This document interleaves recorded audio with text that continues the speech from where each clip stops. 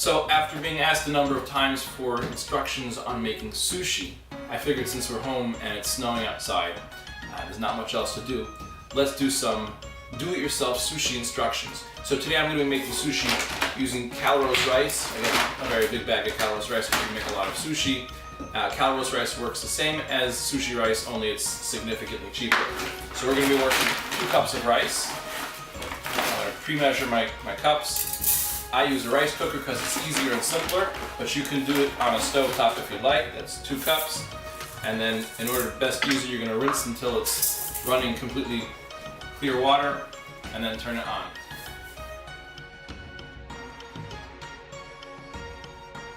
Leave it for a while until it's done. In the meantime, we're going to get all the rest of the stuff we need ready. So today we're going to be making sushi with sweet potato, avocado, and crab. So sweet potato is actually very interesting. We peel it.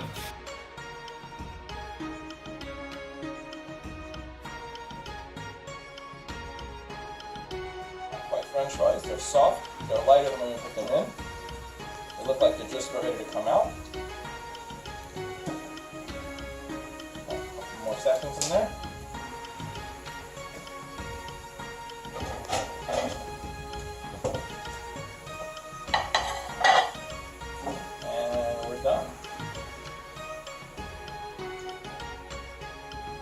If you want to drain the oil even more, you can put down a paper towel underneath when you put it on your tray. And then of course remove your tray from the heat so it doesn't get too much oil.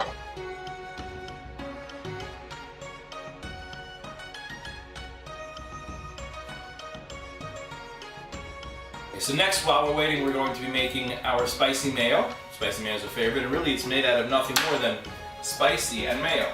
Here's spicy sriracha sauce. Here's mayo. And to take a little bit of the spiciness out, I add in a little bit of honey. Here we go. Your bamboo mat, something very helpful when making sushi. Cleaning, not so easy. So here's a life hack that you can try to make rolling your sushi simpler. I put my mat in a plastic bag, and then I roll on the plastic and throw the plastic in the garbage, as opposed to trying to clean out the little pieces of rice that get stuck inside of the bamboo, or the pieces of seaweed that get stuck inside the bamboo. Okay, so the rice is ready, and normally I put in sushi seasoning. It's a vinegar mix. Today we're going to be using rice vinegar, which we're going to pour in while the rice is still hot. It says on the back to use about a half of a cup for a quarter of a cup for 6 cups of rice. So we have a lot less rice than that, and we're going to use a lot less sushi seasoning than that. You don't want to put too much in because you don't want it to taste like vinegar. We're using roasted nori, which is what we use in English called sushi wraps. It's interesting, the history of sushi is really, it's not a Chinese food, it's actually a Japanese food, and it's funny that we find it in Chinese restaurants. It's got no basis in China at all. We're going to use water as part of our process to keeping our rice moving. So we're going to put down our rice here. It's really hot, and I want it to be able to flatten out, so I'm going to use cold water at the same time.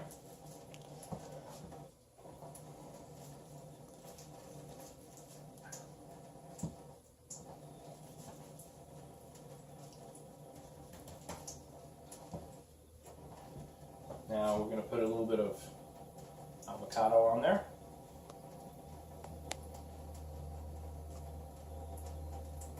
You don't really want to overdo your vegetables because then you're going to have a big mess. We're going to put in some fake crab, and this one we're also going to put some sweet potato in. This one's going to be pretty full.